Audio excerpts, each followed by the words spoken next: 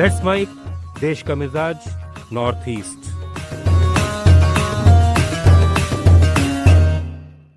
Let's mic देश का मिजाज में अब खबरें उत्तर पूर्व भारत से। मणिपुर के मुख्य सचिव पीके सिंह ने स्पष्ट किया है कि प्रधानमंत्री नरेंद्र मोदी के मणिपुर दौरे की कोई आधिकारिक पुष्टि नहीं है।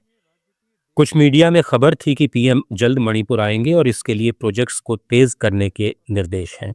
मुख्य सचिव ने राजधानी इंफाल में मीडिया से बातचीत में साफ किया कि अभी ऐसी कोई योजना नहीं है।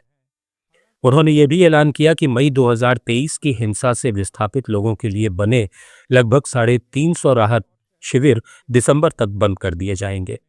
इसके लिए 3 चरणों में विस्थापितों की घर वापसी की योजना इसी महीने शुरू हो जाएगी। वित्तीय मदद देकर विस्थापितों का पुनर्वास कराया जाएगा। असम के मुख्यमंत्री हिमंता बिस्वा शर्मा ने डिब्रूगढ़ में एक समारोह में ऐलान किया कि अरुणोदय 3.0 योजना के तहत पात्र महिलाओं को 1250 रुपये हर महीने की सहायता राशि 17 सितंबर से मिलनी शुरू होगी, जो पीएम नरेंद्र मोदी का जन्मदिन है।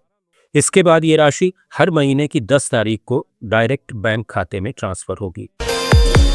असम सीएम हिमंता ने गुवाहाटी में एक प्रेस ब्रीफिंग में ऐलान किया कि असम और मेघालय के बीच सीमा विवाद सुलझाने के लिए लांगपी क्षेत्र में पहला सीमा स्तंभ लगा दिया गया है। ये कदम 2022 के समझौते के 39 महीने बाद उठाया गया।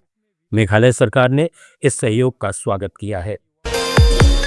मेघालय सरकार ने शिलांग में प्रस्तावित नए मेडिकल कॉलेज और अस्पताल के प्रशासनिक ढांचे का गठन कर लिया है। नेशनल मेडिकल काउंसिल की परमिशन मिलते ही इस साल से सितंबर-अक्टूबर से एमबीबीएस कक्षाएं लगने लगेंगी।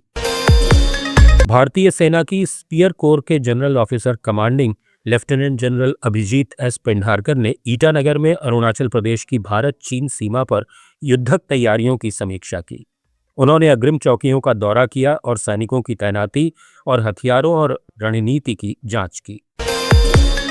नॉर्थ ईस्टर्न काउंसिल ने अरुणाचल प्रदेश में प्रमुख परियोजनाओं के लिए 5 करोड़ 70 लाख रुपए मंजूर किए हैं।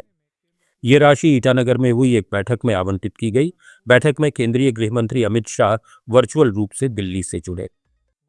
ये राशि सड़कों, सामुदायिक विकास और पर्यटन परियोजनाओं के लिए दी गई है। मिजोरम की राजधानी आइजोल में 4 करोड़ 29 लाख रुपए की ड्रग्स नष्ट की। मुख्यमंत्री लालदू होमा ने भी इस कार्यक्रम में हिस्सा लिया और ड्रग्स के खिलाफ मजबूत सिस्टम बनाने पर जोर दिया। मिजोरम में नेशनल हाईवे 6306 पर 7 दिनों से चली आ रही नाकाबंदी खत्म होने के बाद आवश्यक वस्तुओं की आपूर्ति शुरू हो गई है। आइजोल में कई पेट्रोल पंपों पर ईंधन खत्म हो गया था, लेकिन अब ट्रकों की आवाजाही होने लगी है। मिजोरम टिपर एसोसिएशन ने सड़क मरम्मत की मांग पर यह नाकाबंदी की थी। सरकार ने तत्काल मरम्मत शुरू करने का वादा किया है। त्रिपुरा में स्कूली शिक्षा का स्तर सुधारने के लिए मुख्यमंत्री माणिक साहा ने अगरतला के रविंद्र शतवार्षिकी भवन में Tripura school quality assessment and accreditation framework अभियान लॉन्च किया। उन्होंने कहा कि ये ढांचा शिक्षा क्षेत्र में एक नया कदम है और स्कूलों की गुणवत्ता बढ़ाएगा। सीएम ने यह भी बताया कि त्रिपुरा हाल ही देश का तीसरा पूर्ण साक्षर राज्य बना है। इस कार्यक्रम में शिक्षा विभाग के अधिकारी और शिक्षक मौजूद रहे। सिक्किम पुलिस ने गैंगटोक में एक अवैध सट्टेबाजी रैकेट का भंडाफोड़ किया है। छापेमारी के दौरान 3 लोगों को गिरफ्तार किया गया। पुलिस ने इनके पास से नकदी, मोबाइल फोन और सट्टेबाजी के दस्तावेज जब्त किए। ये रैकेट स्थानीय स्तर पर सट्टेबाजी और ऑनलाइन जुआ चलाने में शामिल था। नगा पीपुल्स फ्रंट ने केंद्र और राज्य की एनडीए सरकार पर आरोप लगाया है कि नागालैंड में शांति समझौते पर कोई प्रगति नहीं हो रही है। दीमापुर में फ्रंट की कार्यकारिणी की बैठक में पार्टी अध्यक्ष शुरहोजेली लिजित्सु ने कहा कि केंद्र नगा मुद्दों को गंभीरता से नहीं ले रहा। बैठक में बीजेपी के साथ पुराना गठजोड़ खत्म कर विधानसभा चुनाव के लिए नई नीति बनाने पर भी चर्चा हुई।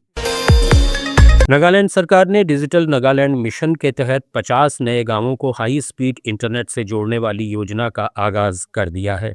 मुख्यमंत्री नेफियो रियो ने कोहिमा में कहा कि ये पहल ग्रामीण क्षेत्रों में शिक्षा, स्वास्थ्य और उद्यमिता को बढ़ावा देगी। इस प्रोजेक्ट में 2026 तक नागालैंड के 80% गांवों को 4G या 5G कवरेज देने का लक्ष्य है।